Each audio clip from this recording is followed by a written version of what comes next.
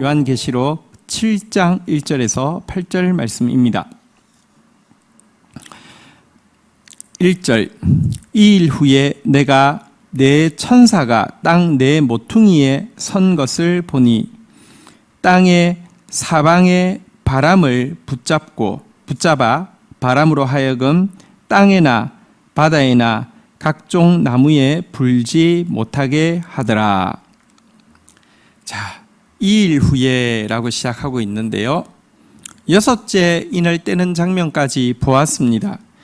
여섯째 인을 뗄 때에 이 천재지변과 모든 영원하지 않은 것들이 흔들리고 하나님의 진노, 어린 양의 진노가 그 위에 있음을 보게 되었는데요. 이때에 이 진노의 큰 날이 이르렀으니 누가 능히 서리요라는 질문으로 여섯째 인을 떼는 내용이 마쳤는데요. 이 일 후에라는 내용에서는요, 누가 능히 서리요라는 이 질문에 대해서 능히 설 자가 있음을 보여주는 삽입구라고 할 수 있겠습니다. 먼저 요한이 본 것은 땅의 네 모퉁이에 네 천사가 서 있는 모습이었습니다. 그들은 무슨 일을 하고 있느냐고 하면 바람으로 땅, 바다를 전멸케 할 권세를 받았는데요. 아직 그 땅과 바다를 전멸시킬 바람이 불지 못하도록 내 끝에서 단단히 그 바람을 붙잡고 있는 모습을 먼저 보게 되었습니다. 우리 2절 한번 보도록 하겠습니다. 2절, 3절입니다. 또 봄에 다른 천사가 살아계신 하나님의 인을 가지고 해 돋는 대로부터 올라와서 땅과 바다를 해롭게 할 권세를 받은 네 천사를 향하여 큰 소리로 외쳐 3절 읽겠습니다. 이르되 우리가 우리 하나님의 종들의 이마에 인치기까지 땅이나 바다나 나무들을 해하지 말라 하더라. 이 천지 사방에 있는 네 천사는 바람으로 땅과 바다와 식물을 다 말려버릴 권세를 가지고 있음에도 불구하고 그 바람을 꽉 쥐고 있었던 이유가 있습니다. 하나님의 인을 가진 천사가 해 돋는 데부터 해 지는 데까지 두루 다니면서 구원받을 백성에 대해서 인을 치기 전까지는 이 땅을 소멸하지 말라고 명하는 내용입니다. 여기서 우리는 심각하게 이루어지고 있는 이 심판과 재앙의 주도권이 하나님께 있지 예수 그리스도에게 있지 사단에게 있지 않은 것을 알게 됩니다. 인을 떼시는 이도 그리스도시요, 재앙들을 불러들이는 분도 그룹이고, 지금 땅과 바다와 식물을 멸할 바람의 권세를 쥐고 있는 이도 하나님의 천사임을 알게 됩니다. 그런데 이 재앙이 결코 하나님의 백성, 다시 말하면 하나님의 것이라는 증명의 도장을 받은 자들 중에서는 한 영혼도 해할 수 없다는 사실도 분명히 보여주고 있습니다. 지금까지 나온 인을 떼는 내용은 심판의 내용들이 많이 보이지만 사실은 이 심판은 구원을 위함이지 분풀이를 위함이 아니었습니다. 하나님은 당신의 백성을 한 영혼도 잃어버리지 않고요, 당신의 백성을 구원하시기 위해서 이 일을 하고 계심을 분명히 보여주는 내용이라고 할 수 있습니다. 자, 그렇다면 누가 얼마나 어떻게 인을 받는지에 대한 내용입니다. 여기 인을 친다는 것은 예를 들면 양 같은 데다가 도장을 이렇게 불로 된 도장을 탁 찍어 놓으면 영원토록 이 양은 누구 것 이렇게 알 수 있는 것처럼 우리에게 불도장을 찍어서 우리가 하나님의 것임을 환란의 불도장을 통하여서 이렇게 식별하게 하신다는 그런 의미인데요. 자, 입 맞은 사람이 누구인지 한번 보도록 하겠습니다. 4절부터 한번 보도록 하겠습니다. 내가 인침을 받은 자의 수를 들으니 이스라엘 각 자손의 각 지파 중에서 인침 받은 자들이 14만 4천이니, 자, 이 하나님의 구원의 도장을 받은 사람은 14만 4천이다라고 나와 있고요. 여기에 나와 있는 14만 4천은 구체적으로는 이스라엘 12지파 가운데서 12,000명씩을 이제 그 구원해서 합쳐서 12 곱하기 이렇게 12,000명에서 14만 4천명이 됩니다.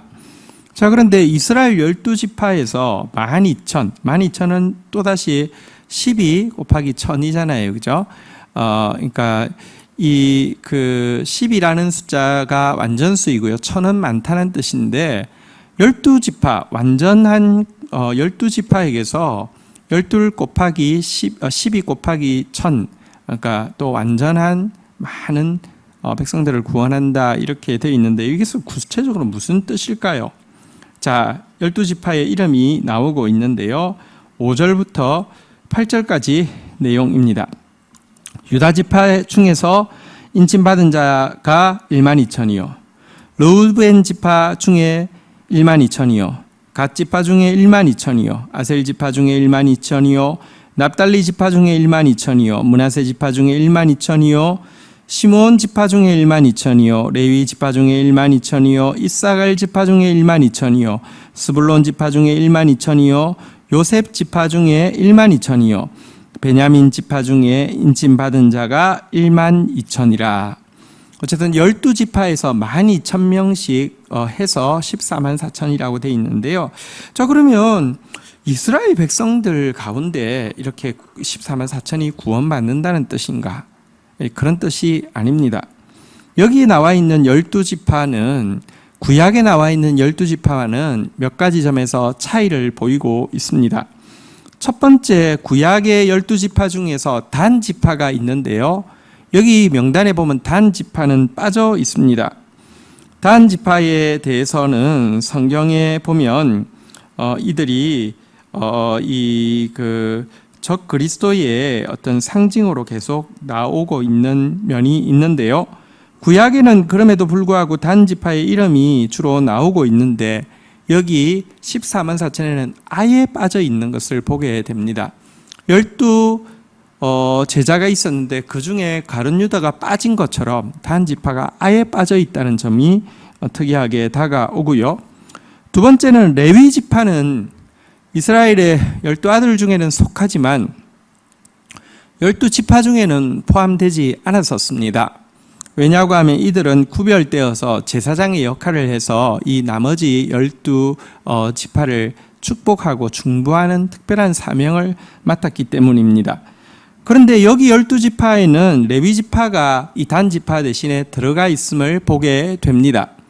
이것은 이들 모두가 이제 하나님 앞에서 제사장과 같은 구별된 존재가 되었음을 반증하는 그런 의미도 가지고 있습니다.